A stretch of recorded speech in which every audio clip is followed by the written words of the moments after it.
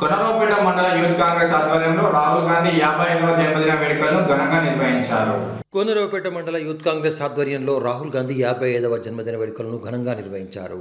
మండల యూత్ కాంగ్రెస్ అధ్యక్షులు బండి ప్రభాకర్ ఆధ్వర్యంలో జరిగిన కార్యక్రమంలో కేక్ కట్ చేసి సంబరాలు చేసుకున్నారు. ముఖ్య అతిథిగా హాజరైన టీపీసీసీ ప్రచార కమిటీ రాష్ట్ర కార్యవర్గ సభ్యులు బుర్రా రవితేజ గౌడ్ మాట్లాడుతూ రాహుల్ గాంధీ కన్యాకుమారి నుండి కాశ్మీర్ వరకు 4000 కిలోమీటర్ల పాదయాత్ర జరిపి భారత్ జోడో యాత్ర ద్వారా బడుగు బలహీన వర్గాలను యువతను అభివృద్ధి దిశగా ముందుకు నడిపారని పేర్కొన్నారు. 2029 ఎన్నికల్లో రాహుల్ గాంధీ ప్రధానమంత్రి కావడం ఖాయం అని పేర్కొంటూ శుభాకాంక్షలు తెలిపారు. కార్యక్రమంలో market committee vice chairman Tallapalli Prabhakar, డైరెక్టర్లు మందాల లింబయ్య, మేకల ప్రభాకర్ రెడ్డి, కరెడ్ల రమేష్ రెడ్డి, సీనియర్ నాయకులు బొర్రా రవీందర్, దేవరకొండ చారి, వంగపల్లి శోభన్, కార్తీక్, నవీన్ తదితరులు హాజరయ్యారు.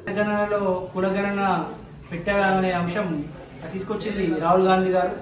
దాని ద్వారా అత్యధిక సంఖ్యలో ఉన్న బీసీలకు చాలా మేలు జరగబోతా ఉంది.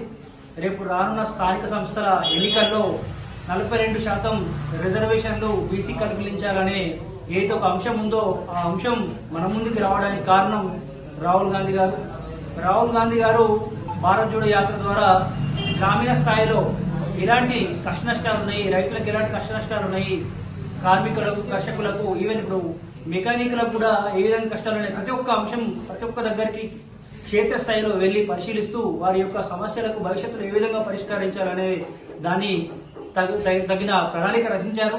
రానున్న కాలంలో వచ్చే పార్లమెంట్ ఎన్నికల్లో అతను ప్రధాని కావడం ఖాయమని కాంగ్రెస్ కార్యకర్తలందరం బలంగా నమ్ముతా ఉన్నాం. ఈ రోజు మరి యొక్క విప్లవం ఒకప్పుడు 1947లో స్వాతంత్రం వచ్చిందంటే అది కాంగ్రెస్ పార్టీ ద్వారానే. ఈరోజు మళ్లీ బహుజనులకు తమ వర్గాల వారీగా ప్రాతినిధ్యం వహించని కూడా రాహుల్ గాంధీ గారి కాంగ్రెస్ పార్టీ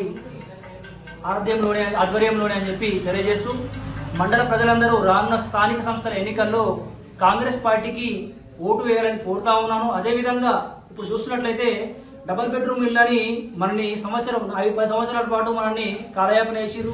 ఒక డబుల్ బెడ్రూమ్ ఇల్లు ఇవ్వాలి. అదేవిధంగా రేషన్ కార్డు కూడా ఒకటి కొత్తది ఇవ్వాలి. ఈ రోజు కాంగ్రెస్ వచ్చి సంవత్సరం కూడా అయితే లేదు. మీరు ఊర్లలో చూస్తుండొచ్చు, ప్రతి ఒక్క దగ్గర ఇందిరమ్మ ఇల్లు మనం చూస్తా ఉన్నాం. అదేవిధంగా రేషన్ కార్డులు కూడా అందరికి కొత్త రేషన్ కార్డులు వస్తా ఉన్నాయి. కాబట్టి కాంగ్రెస్ పార్టీ పేద ప్రజల పార్టీ, బడుగు బలహీన వర్గాల ప్రజల పార్టీ. కాబట్టి మీ అందరూ కాంగ్రెస్ పార్టీకి అండగా ఉండాలని ఈ ముఖంగా వేడుకుంటా ఉన్నాను.